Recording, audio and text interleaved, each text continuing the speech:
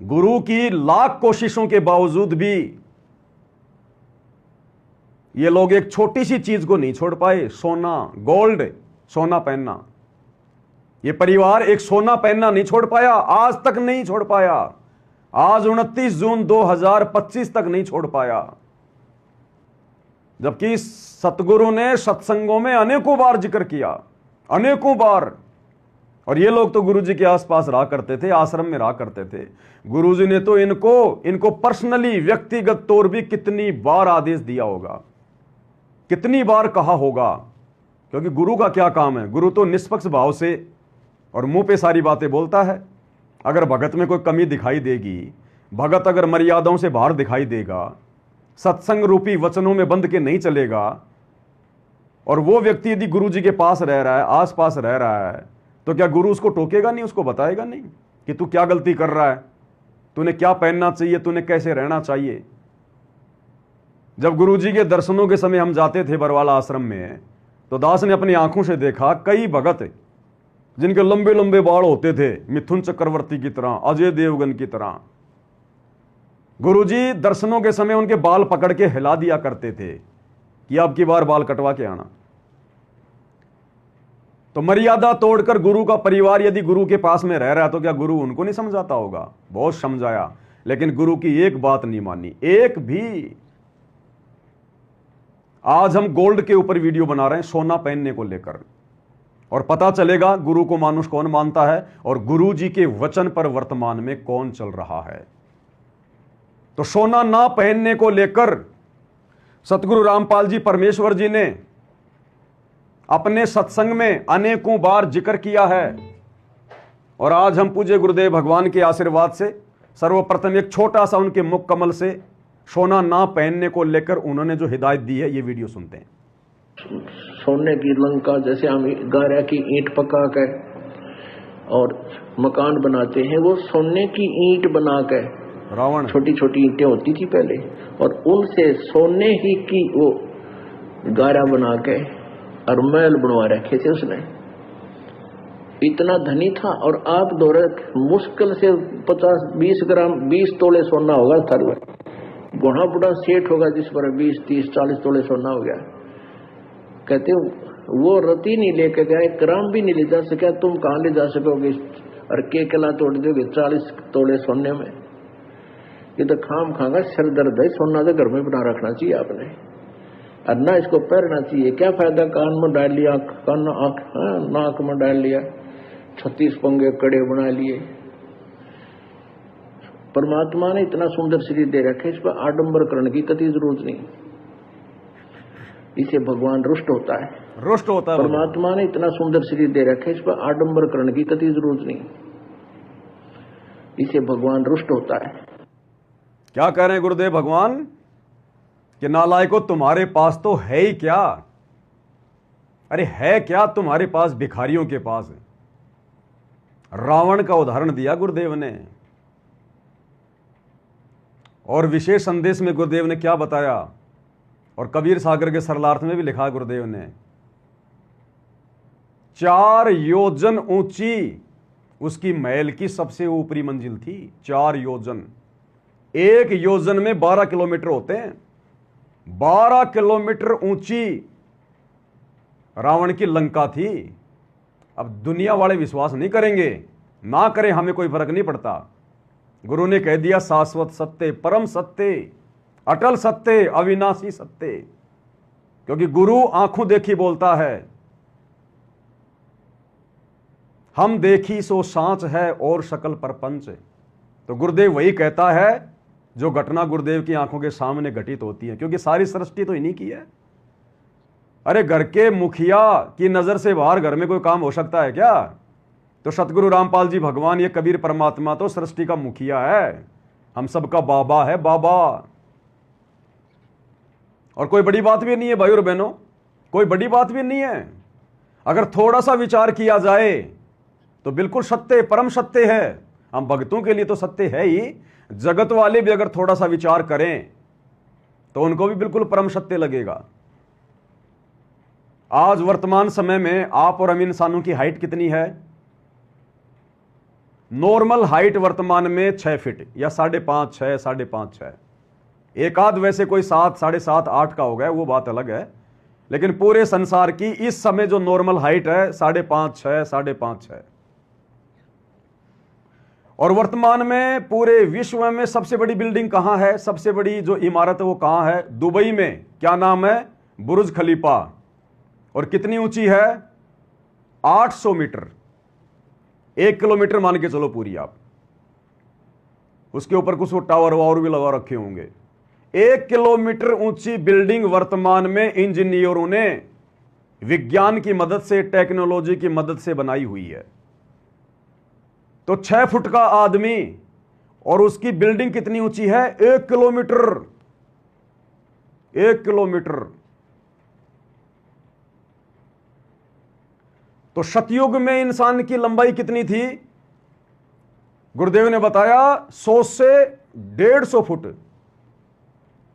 100 foot तक तो आम आदमी हुआ करता था। रावण की तो 150 फुट की हाइट थी। वो तो और भी ज्यादा आम आदमियों से ताकतवर था। तो यदि इस कलयुग में 6 फीट का आदमी और अपनी हाइट से कई सैकड़ों गुना ऊंची बिल्डिंग बना सकता है, 1 किलोमीटर ऊंची बिल्डिंग, 1000 मीटर ऊंची बिल्डिंग, यानी मुश्किल से 1.5 मीटर का आदमी, 1.5 मीटर की हाइट होती है 5.5 या 6 फुट के अंदर अंतर्गत है। 1.5 मीटर का इंसान यदि कलयुग में और 1000 मीटर की बिल्डिंग बना सकता है, तो सतयुग में रावण की लंबाई 150 फुट थी। तो उसने अगर 12 किलोमीटर, सॉरी, उसने अगर 48 किलोमीटर ऊंची बिल्डिंग अगर बना ली 4 योजन, तो इसमें कौन सी बड़ी बात है? कोई बड़ी बात नहीं है। आज इंसान उस बुर्ज खलीफा में 1 किलोमीटर ऊंची बिल्डिंग में वो लिफ्ट के सहारे जाता है, क्योंकि आज इंसान के पास में भक्ति नहीं है, इसलिए विज्ञान का सहारा ले लिया, परमात्मा ने दे दिया। आज वो 1 किलोमीटर तक लिफ्ट के माध्यम से जाता है और बहुत तेजी से जाता है। सतयुग में भक्ति थी, भक्ति की शक्ति से और सिद्धि के माध्यम से रावण उड़ के जाया करता था। अरे जब वो अपनी सिद्धि शक्ति से अपनी सेना को उड़ा के और स्वर्ग के ऊपर धावा बोल दिया, देवताओं के राजा इंद्र को हरा के उसकी बेटी सुलोचना से अपने बेटे मेघनाथ की शादी करके लेके आ गया, जिसका बाद में नाम पड़ा इंद्रजीत, क्योंकि उसने इंद्र को जीत लिया, उसकी बेटी से शादी कर ली। तो रावण उस बिल्डिंग में सिद्धि शक्ति से उड़ के जाया करता था। उनको विज्ञान की जरूरत नहीं थी, क्योंकि उनके पास आध्यात्मिक विज्ञान थी। तो कोई बड़ी बात नहीं है। तो थोड़ा सा अगर वैसे भी दिमाग लगाएं अगर, तो भी कोई बड़ी बात नहीं है। और सतगुरु ने कह दिया, उसके बाद तो सोचना ही नहीं चाहिए। उसके बाद तो भगत के लिए कोई शक या संदेह होना ही नहीं चाहिए कि ऐसा नहीं हुआ होगा।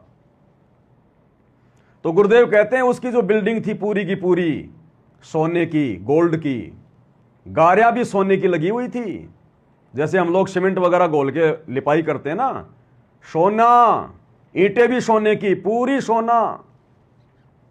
अब बहुत सारे लोग फिर मन में शंका कर लेते हैं कि आज वो कहां गई सोने की लंका, इतनी ऊंची लंका कहां गई। अब ये जितने भी ज्ञानहीन धर्म गुरु हैं, जिनको तत्व ज्ञान नहीं, जिनको सतगुरु प्राप्त नहीं, ये भक्तें उआबाई, ये अपने भक्तों के बीच में बैठ के अपनी इज्जत बचाने के लिए फिर क्या बोलेंगे? झूठ। रावण, वो हनुमान गया था, हनुमान ने पूंछ में आग लगा के लंका जला दी। तो किसी ने कहा कि महाराज जी सोना तो जलता ही नहीं है, सोना धातु तो जलती भी नहीं है। तो फिर वो चुप हो जाते हैं। कोई कह देता वो समुद्र में गिर गई, ये लोगों के गले नहीं उतरता। अब हकीकत सतगुरु रामपाल जी भगवान ने बताई कि कहां गई वो सोने की लंका। गुरुदेव ने बताया जब राम रावण का युद्ध हुआ, रावण मारा गया, राक्षस सेना मारी गई, उसके बाद में ज्यादातर वो सोने की लंका, क्योंकि थोड़ी बहुत तो फिर भी थी वहां पर, क्योंकि वहां पर विभीषण को बैठा दिया था परमात्मा ने राज्य करने के लिए, लेकिन ज्यादातर उसका जो हिस्सा था जो किसी काम का नहीं था, परमात्मा ने उसको रखना नहीं था। जो बंदर गए थे ना, जो बंदर सेना गई थी, रामचंद्र जी की। कोई 5 किलो ले आया, कोई 2 किलो ले आया, कोई 4 किलो ले आया, वो बंदर ले आए और सोने को वहां से उठा उठा के। इन ज्ञानहीन धर्म गुरुओं को नहीं पता इस बात का। तो भाई और बहनों, गुरुदेव हमें कह रहे हैं कि नालायकों, कहां रावण और कहां तुम, उसके पैर के नाखून के बराबर भी तुम्हारी हाइट नहीं है। आज रावण के पैर के नाखून के बराबर भी हमारी हाइट नहीं है। और रावण का जो भाई था कुंभकर्ण, गुरुदेव भगवान ने बताया वो तो इतना विशालकाय था, इतना विशालकाय था। कुंभकर्ण के एक नाक का जो ये छिद्र है ना, एक नाक का छेद इतना चौड़ा था, 2 हाथी आराम से घूम सकते हैं इसमें। नाक के एक छेद में कुंभकर्ण के 2 हाथी आराम से घूम सकते थे। अब सोचो कितना विशालकाय होगा।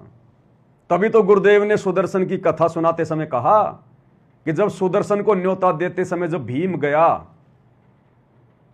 और परमात्मा ने कहा कि महाबली तू कल डींग मार रहा था ना, तू मेरे पास आने से पहले जिस तालाब में तू नहाने के लिए गया था, जानता है वो तालाब क्या है? क्योंकि भीम एक तालाब में स्नान करके आया था और उस तालाब बहुत लंबा चौड़ा था, पानी भरा हुआ था। भीम के उसमें पैर भी नहीं टिक रहे थे, जबकि भीम की हाइट भी कम से कम 40 फुट की थी। द्वापर में 40 फुट की, 10,000 हाथियों जितना उसमें पावर था। तो सुदर्शन रूप में कबीर भगवान ने कहा कि तू कल डींग मार रहा था ना कि तू नहीं आएगा तो क्या हमारी यज्ञ सफल नहीं होगी? तू जिस तालाब में नहा के आया ना, जिसमें तेरे पैर भी नहीं टिक रहे थे, जानता वो क्या है? बोले जी क्या था? बोले कुंभकर्ण की खोपड़ी का ऊपर का हिस्सा था। वो पूरी खोपड़ी में नहीं थी, कुंभकर्ण की खोपड़ी का ऊपर का हिस्सा था वो, जो तालाब के रूप में यहां पर है, जिसमें तेरे पैर भी नहीं टिक रहे थे। तेरे से बड़े बड़े महाबली तो होके जा लिए। तो भाई और बहनों, उनके जो ठाठ बाट थे, सोने की लंका, और गुरुदेव कहते हैं रावण की मंडियों में, जैसे हमारे यहां पर इन मंडियों में गेहूं जो मक्का ज्वार बिकता है, रावण की मंडियों में हीरे सोना चांदी माणिक लाल रत्न बिकते थे। इतना समृद्ध राजा था, धनी राजा था। और गुरुदेव कहते हैं वो आज एक रत्ती भी सोना नहीं लेके जा सका, रत्ती भर भी, एक सुई की नोक भी नहीं लेके जा सका अपने साथ में। तो हम जैसे 2 कौड़ी के जीवों को गुरुजी समझा रहे हैं, जिनके घर में थोड़ा बहुत सोना है, गले में सोने की चैन डाल दी, 4 तोले की, 5 तोले की, 10 तोले की, एक चांदी का 5-10 हजार रुपए का एक वो ब्रासलेट बनवा के पहन लिया, बाँ चढ़ा चढ़ा के यूं कर करके दिखाते हैं। किसी ने बाड़ी पहन ली। गुरुदेव कहते हैं जो महापुरुष थे यहां पर, जो जितने समर्थ थे, तुम्हारी हाइट तो उनके नाखून के बराबर भी नहीं है। और जो ठाट बाट उनके थे, हमारे पास मुश्किल से 10 तोड़ा, 20 तोड़ा, 40 तोड़ा, किसी के पास 50 तोड़ा सोना होगा। गुरुजी कह रहे कोई सेठ होगा तो, और उसकी तो पूरी 48 किलोमीटर ऊंची लंका सोने की थी। फिर हम क्या दिखा रहे हैं? हम क्या पहन रहे हैं, क्यों पहन रहे हैं, और हमारे काम का क्या? ये तो मान बढ़ाई पैदा करता है सोना। ये आभूषण क्यों पहनती हैं माता बहनें? सुंदर दिखने के लिए, मान बढ़ाई के लिए, ताकि अन्य औरतें मेरी प्रशंसा करें। ये मान बढ़ाई का सूचक है, और मान बढ़ाई भक्ति मार्ग में गुरुदेव को कतई पसंद नहीं है। अहंकारी जीव कतई पसंद नहीं है। परमेश्वर ने पहले से इतने अच्छे हाथ बना के दे रखे हैं, जहां जिस अंग की आवश्यकता थी बनाया हुआ है। इस पर आडंबर करने की जरूरत नहीं है। और गुरुदेव कहते हैं इसको तो घर में भी नहीं रखना चाहिए। घर में भी, ये वचन है गुरु जी का। भाई और बहनों ध्यान रखना, ये वचन हो गया सतगुरु का। ये परमेश्वर है, परमात्मा है। इनके मुख से जो आदेश निकल गया वो नियम है, वो मर्यादा है।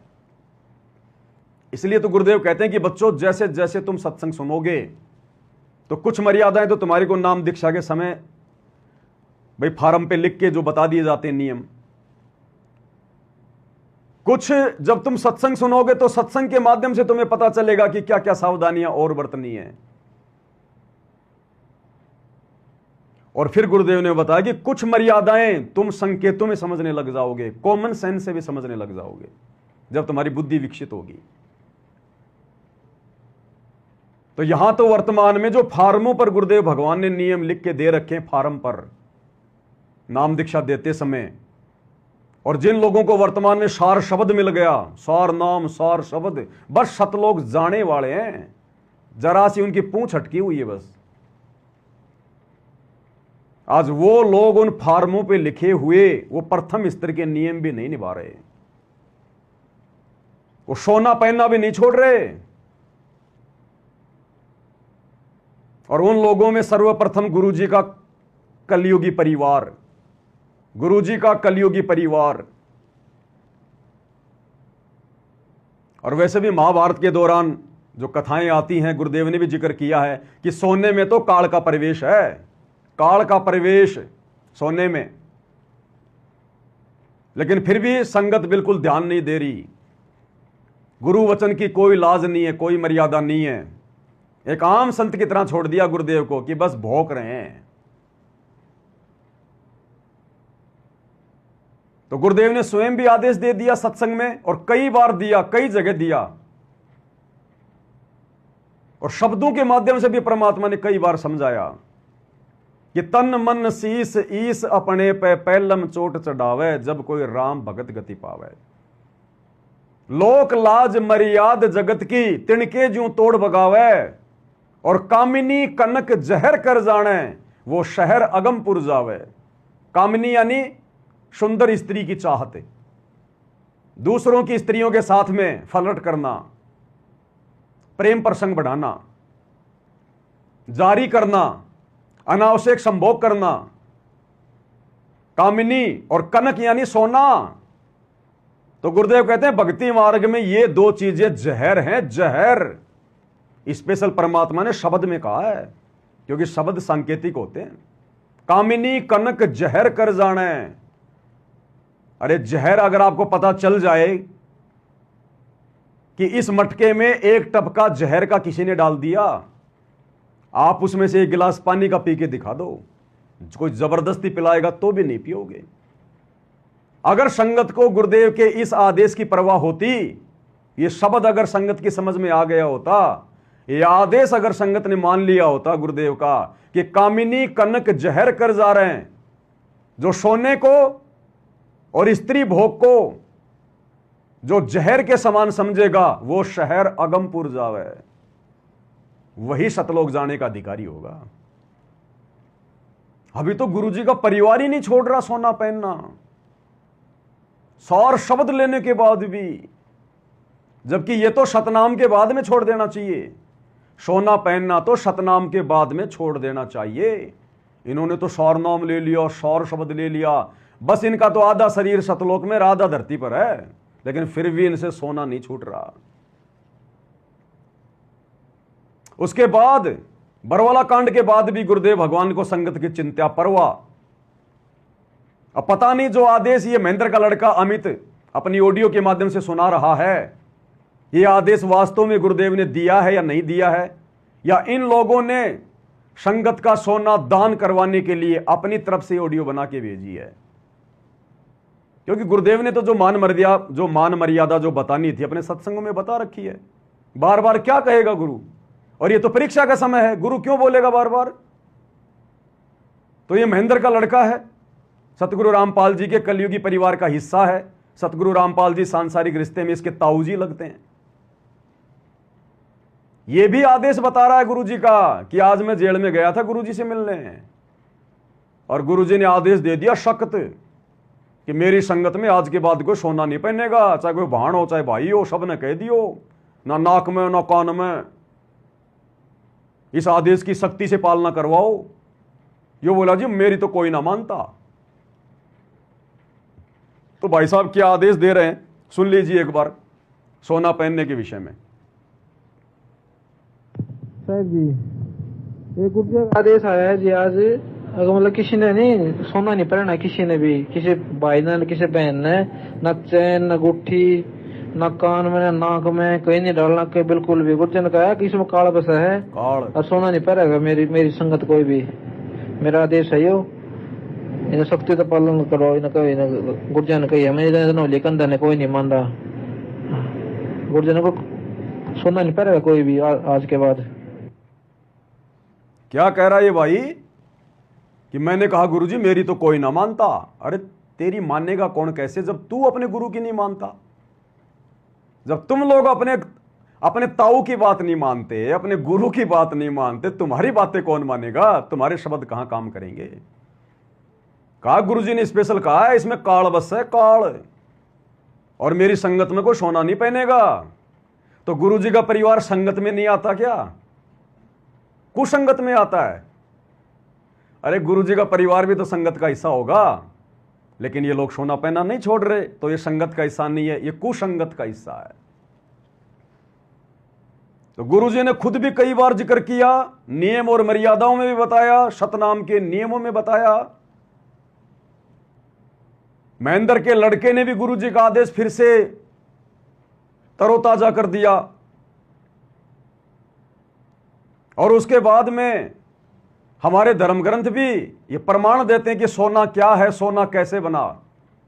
और गुरुदेव ने भी कई बार जिक्र किया, और सोना क्यों नहीं पहनना चाहिए। एक छोटा सा प्रमाण आपके सामने, गीता प्रेस गोरखपुर से प्रकाशित श्री भागवत सुधा सागर सुख सागर, जिसके पाठ करने पर आजकल एक यादव कथावाचक की चोटी काट दी गई है, ये वही सुख सागर है, इसी की कथा कर रहा था वो। पवन दास की तरफ मत देखो, मेरे चोटी है ही नहीं मेरे चोटी नहीं मेरा क्या काटोगे भाई। श्री भागवत सुधा सागर सुख सागर सचित्र हिंदी व्याख्या श्लोक सहित बड़े अक्षरों में, और भाई और बहनों इसका 12वां अध्याय है, पेज नंबर 551 है, 8वां इसका ये स्कंद है। और इसमें क्या कहा गया है, गुरुदेव भगवान ने हमें क्या समझाया, ये ग्रंथ क्या प्रमाण दे रहा है सोने के विषय में। आपने वो कथा तो सुनी रखी होगी शंकर जी और मोहिनी की, कि जिस समय समुद्र मंथन हुआ था, अमृत बांटा जा रहा था, जहर वगैरह, तो उस समय शंकर जी ने अपने कंठ में जहर को रोक लिया था, जिस कारण से वो बेसुध हो गए थे।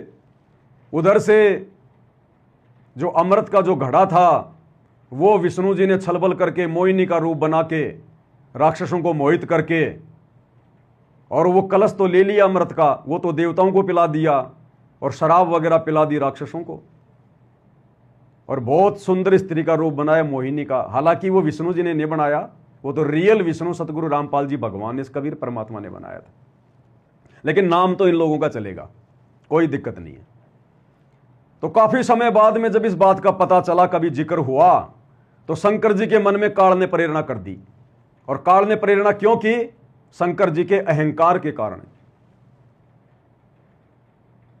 क्योंकि शंकर जी 88,000 साल तक तपस्या करके आए और कहा कि मैंने काम जीत लिया, मैंने कामदेव के ऊपर विजय प्राप्त कर ली। जगह जगह उसकी जिक्र करने लगा, अहंकार में आके, मान बढ़ाई में आके, कि अब मुझे कामदेव दुखी नहीं कर सकता, मैंने काम पर विजय प्राप्त कर ली, मैंने काम को समाप्त कर दिया तपस्या करके। अब ये काल छोड़ता नहीं है भाई और बहनों किसी को, इसलिए भक्ति में दास भाव जरूरी है, आधीनी जरूरी है। तो काल ने शंकर जी के मन में प्रेरणा कर दी। शंकर जी को पता चला कि ऐसे ऐसे मेरे भाई विष्णु ने मोहिनी का रूप बनाया था, कहते हैं बड़ा सुंदर रूप बनाया था, देखने की मन में लालसा हुई, चला गया। विष्णु जी से बातचीत करी, आओ जी क्यों आए शंकर जी। बोला जी ऐसे ऐसे आपने मोहिनी का रूप बनाया था, उस समय मैं देख नहीं पाया था, मैंने मेरे कंठ में विष को रोक कर रखा हुआ था, आज मुझे वो रूप दिखाओ। तो विष्णु जी ने कहा कि ऐसे थोड़ी दिखाया जाता है, भले आदमी, वो तो कोई समय था, कोई परिस्थितियां थी, अब थोड़ी दिखाया जाता है, मेरे को शर्म लगती है। अब शंकर जी तो वहीं गार्ड के गोडे बैठ गए कि नहीं भाई पता है ना मेरा। अब उसने देखा भाई बड़ी मुश्किल से तो ये तपस्या से उठ के आया है और फिर यहां बैठ जाएगा। तो विष्णु जी ने कहा कि ठीक है मैं भी थोड़ा आता हूं, 2 मिनट बैठ, तू अभी यहां घूम फिर ले। ये कहकर विष्णु जी महल के अंदर चले गए। इसी में लिखा हुआ है सारा सब कुछ, और गुरुदेव भगवान ने बताया क्लियर। उधर से शंकर जी एक पास में कोई बगीचा था, उसमें घूमने लग गए। अब शंकर जी उधर से क्या, उन्होंने विष्णु जी ने क्या किया, उधर से अंतर्ध्यान हुए और मोहिनी का रूप बना के उसी बगीचे में आ गए, सुंदर स्त्री का रूप बना के। अब शंकर जी की नजर पड़ी अब देखो, इनको हम भगवान कहते हैं, इनको हम परमात्मा कहते हैं, ये कथा सुनते हैं हम इसकी, भागवत की।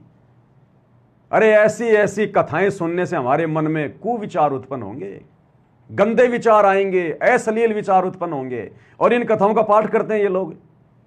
इसलिए तो सबकी बुद्धि भ्रष्ट हो रखी है। अब शंकर जी ने जब देखा उस सुंदर स्त्री को, उसके पीछे पीछे हो लिए काम वासना से प्रेरित होके, जबकि शादीशुदा थे, तपस्या करके आए थे, कामदेव को जीत लिया था।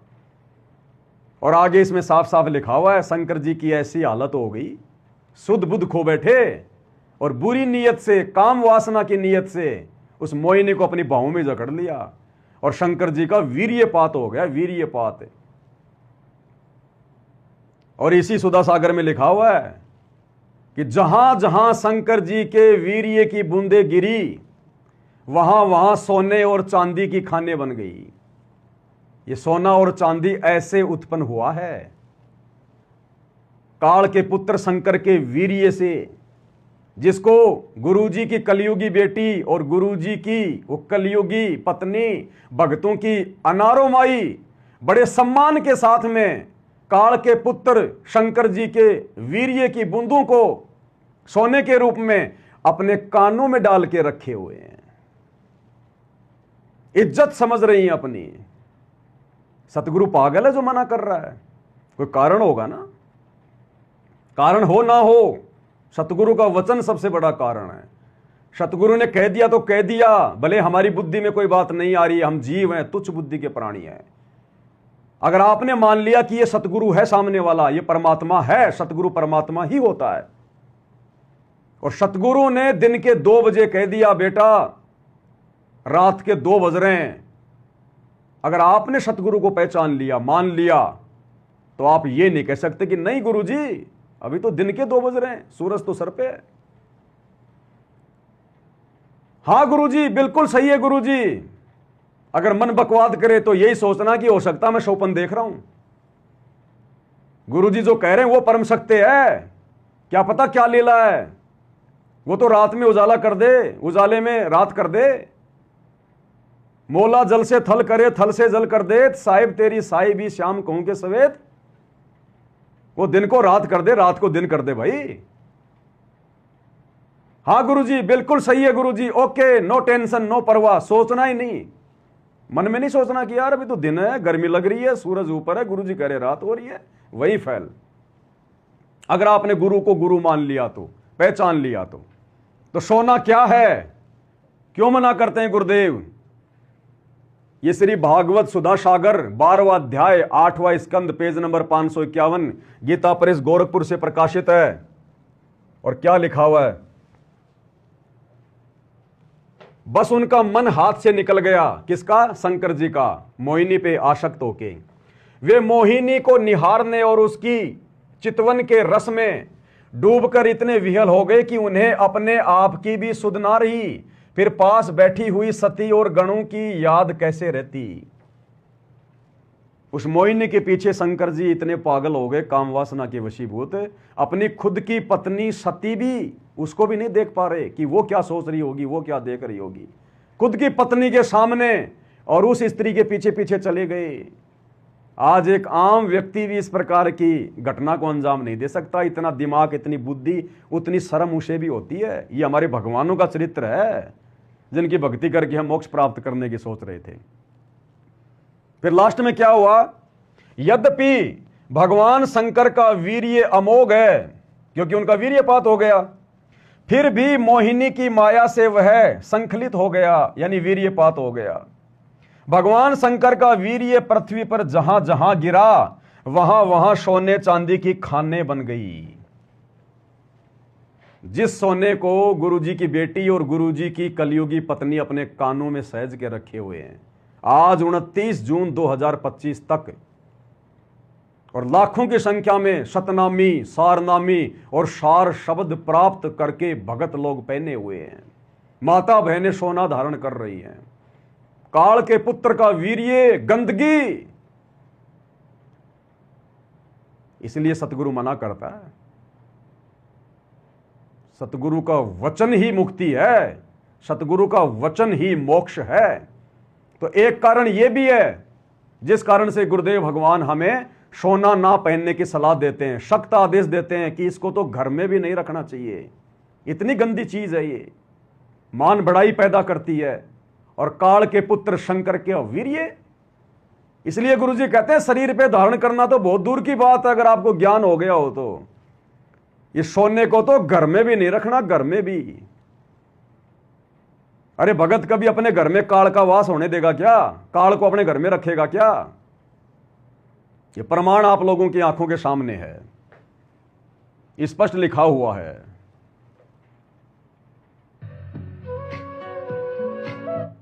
अब भाइयों और बहनों, हाथ कंगन को आरसी क्या, पढ़े लिखों को फारसी क्या। आपके सामने सतलोक आश्रमों से जुड़े हुए भगत भाई बहनों की माई, अनारो माई, सांसारिक रिश्ते में सतगुरुदेव भगवान की कलयुगी पत्नी। और ये जो प्रकट दिवस था 11 जून 2025 को सतलोक आश्रम धनाना में, उस समय का ये वीडियो है, लेटेस्ट है, ताजा है, 15-16 दिन पहले की घटना है। ये भक्तों की माई वहां बैठी हुई है, एक बच्चे को गोद में लिए हुए है और इनके दोनों काने में सोने की मोटी मोटी बालियां, मोटी मोटी बालियां। परम भगत, गुरुजी की रिश्ते में कलयुगी पत्नी। अरे इनका तो उठना बैठना चलना बोलना पहनना खाना इतना सभ्य होना चाहिए, क्योंकि आम संगत इनको देखती है। अब परमेश्वर ने इस कुत्ते को, पवन दास को, साथ संगति के लिए खड़ा कर रखा है। अब मैं जिस प्रकार से रहूंगा, जैसा मेरा आचरण होगा, जैसी मेरी मर्यादा होगी, जैसी मेरी भाषा होगी, आम संगत जो साध संगति से जुड़ी हुई है वो वैसा ही तो करने का प्रयास करेगी। तो इन आश्रमों में जाने वाली संगत क्यों सोना चांदी पहनना छोड़ेगी, जब ये बड़े बड़े भगत, परम भगत, बड़ी बड़ी ये परम भगतनी, इनसे बढ़कर तो संगत किसी को सतलोक का अधिकारी मानती नहीं है।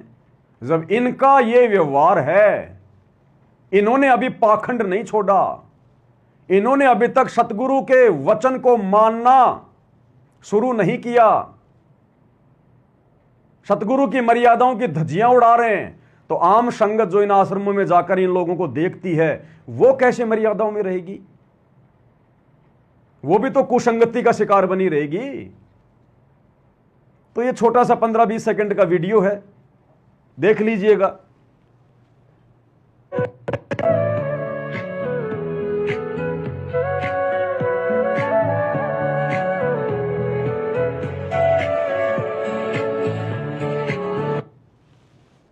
देखिए, माई के कानों की तरफ देख लो भाई साहब, आराम से देख लो, रुक के भी दिखाएंगे आपको, ऐसी बात नहीं है, जल्दबाजी नहीं है।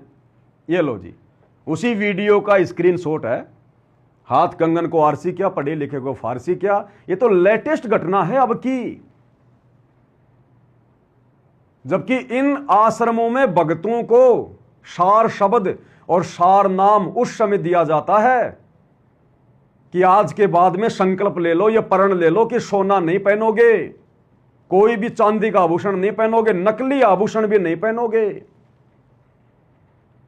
ये कुछ नियम होते हैं सार शब्द प्राप्त करने के लिए, सार नाम प्राप्त करने के लिए। तो माई को तो वही सार शब्द मिला हुआ है, सार शब्द। माई का तो एक पैर धरती पर, एक पैर सतलोक में है। और देख लिए क्या हालत है, गुरु मर्यादाओं की धज्जियां पैरों के नीचे। ये गुरु जी के परिवार की हालत है, जिस परिवार की कुसंगति करके आप लोग सतलोक जाने की सोच रहे हो। काल का भयंकर जाल है इस परिवार पर, भयंकर जाल। देख लिया आपने इस कान में, किसी को शंका हो जाए कि माई ने दूसरे कान में नहीं पहन रखा होगा, दूसरा भी देख लो भाई और बहनों, ये देखिएगा, दूसरे में भी, लेफ्ट में भी और राइट में भी। वो एक कहावत है ना कि लीद, अगर लीद खाने का अगर मूड ही बना लिया, अगर लीद ही खानी है तो फिर गधे की क्यों खाएं, हाथी की खाएंगे ना, कम से कम पेट तो भरेगा। तो अगर मर्यादा तोड़नी है तो फिर जम के तोड़ो ना, छोटी मोटी क्या तोड़नी, क्या बड़ीर क्या छोटी। कोई शर्म नहीं है।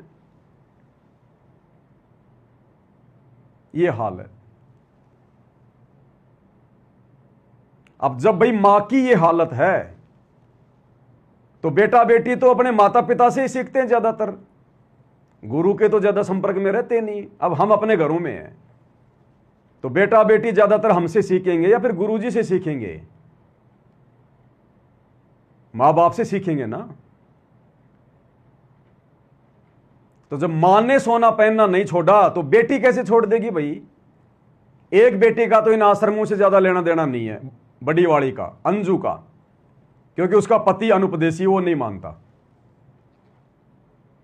और ज्यादा उसकी हिस्ट्री का हमें पता भी नहीं है। बाकी गुरुजी ने तो खैर हिस्ट्री उनकी बताई रखी है अपने चारों बेटा बेटियों की, कि मुझे अच्छे से पता है इनका क्या व्यवहार है, क्या इनका आचरण है, क्या आगे चल के मेरी खातिरदारी करते। तो गुरुजी ने तो चारों को एक समान लिया है कि मुझे उनके ऊपर कोई विश्वास नहीं है। तो जब मां सोना पहनना नहीं छोड़ रही सार शब्द लेके, तो बेटी सार शब्द लेके सोना पहनना कैसे छोड़ देगी? वो बेटी जिसको संगत वाले मंजू बहन के नाम से जानते हैं, वो मंजू बहन जो भक्तों को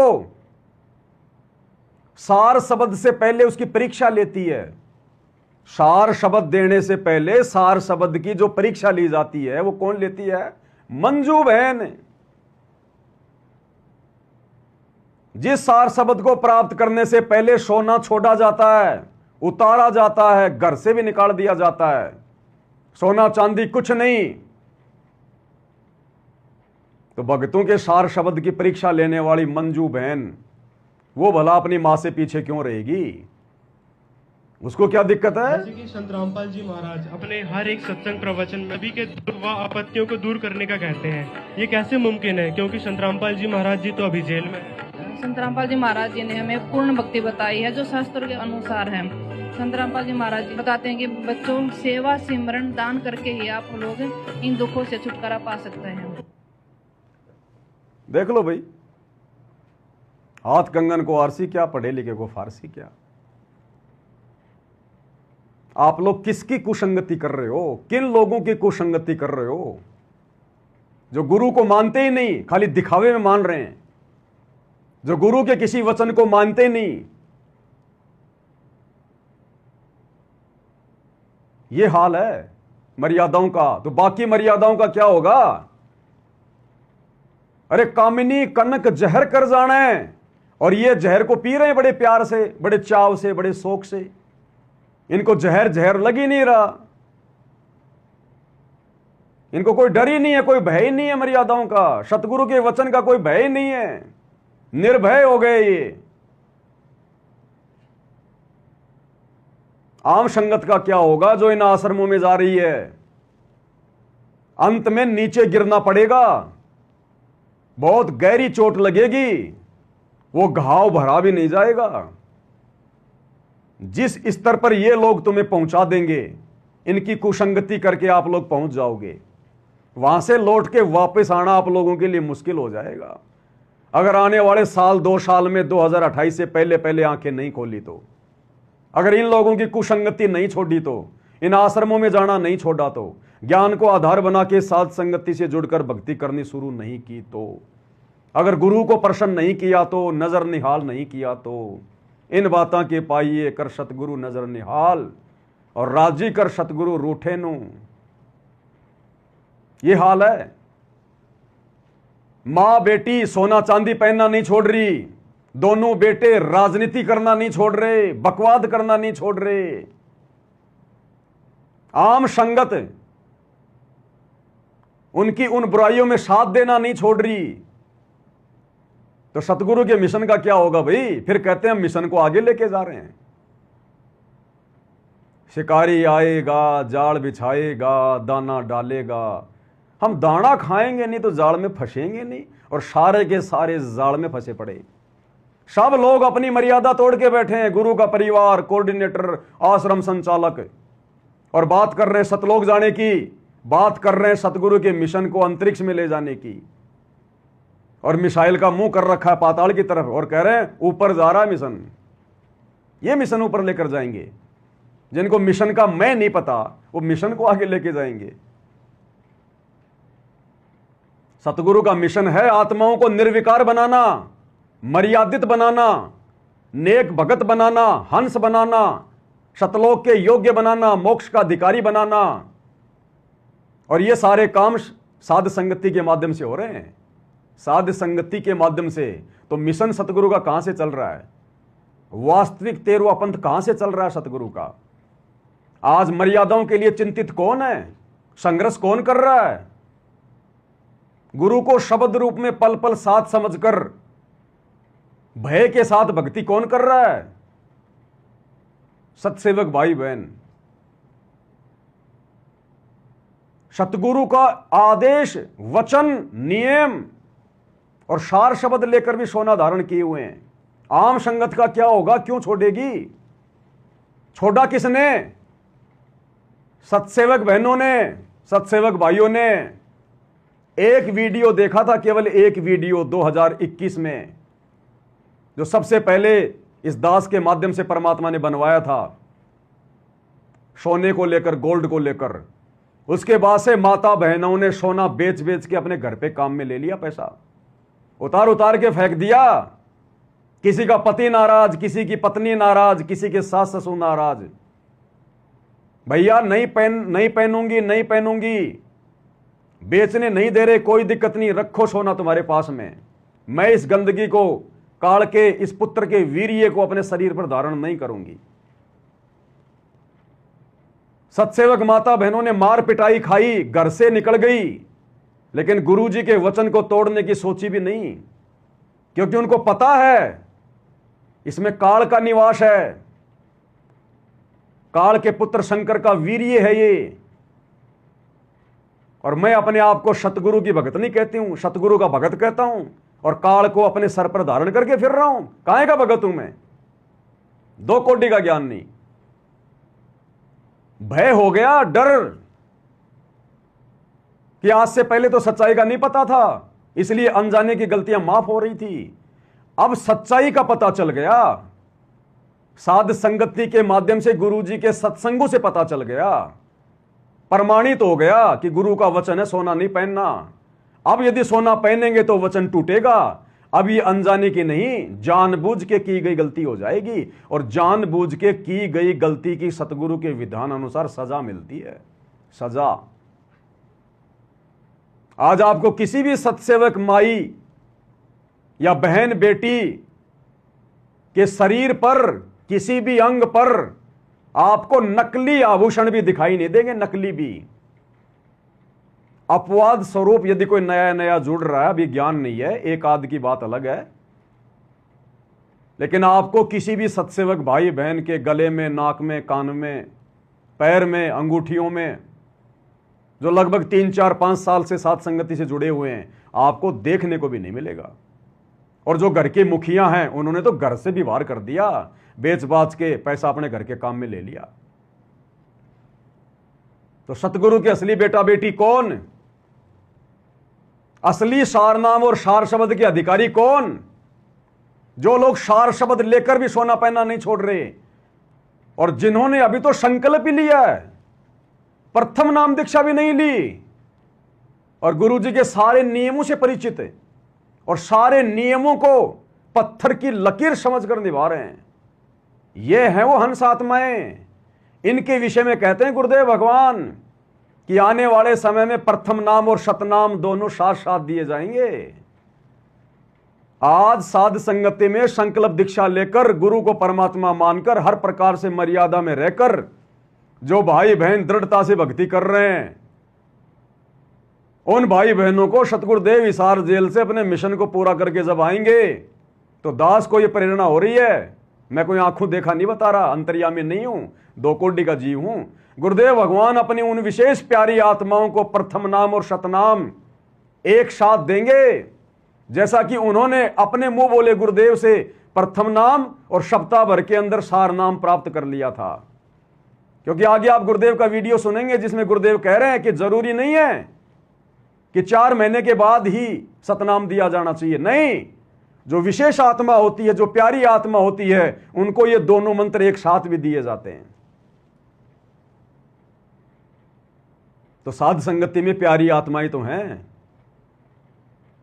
ये सार शब्द लेकर गुरु जी के परिवार का हिस्सा होकर, आश्रमों के संचालक होकर, भगत समाज के ठेकेदार होकर ये अभी तक सोना पहनना नहीं छोड़ रहे, आभूषण पहनने नहीं छोड़ रहे, और साध संगति वाले संकल्प दीक्षा लेकर संसार छोड़ के बैठे हैं। संसार, सोना चांदी तो कुछ भी नहीं, दुनिया छोड़ के बैठे हैं। एक इशारा हो जाए सतगुरु का, उसी समय नंगे पैर दौड़ लेंगे सतलोक के लिए। तो इन आत्माओं को मिलेगा आने वाले समय में प्रथम नाम और सतनाम एक साथ। तो ये हाल है इन लोगों का। अब सतगुरु क्या करे? इसलिए तो गुरुदेव भगवान कहते हैं सतगुरु मिले तो क्या करे अंदर वाद विवाद, कि सतगुरु मिल भी जाए, ये ज्ञान भी समझा दे, और फिर भी अगर आत्माएं बकवाद नहीं छोड़ रही हैं तो सतगुरु भला क्या करेगा? सतगुरु का फिर इसमें क्या दोष है? ये हाल है।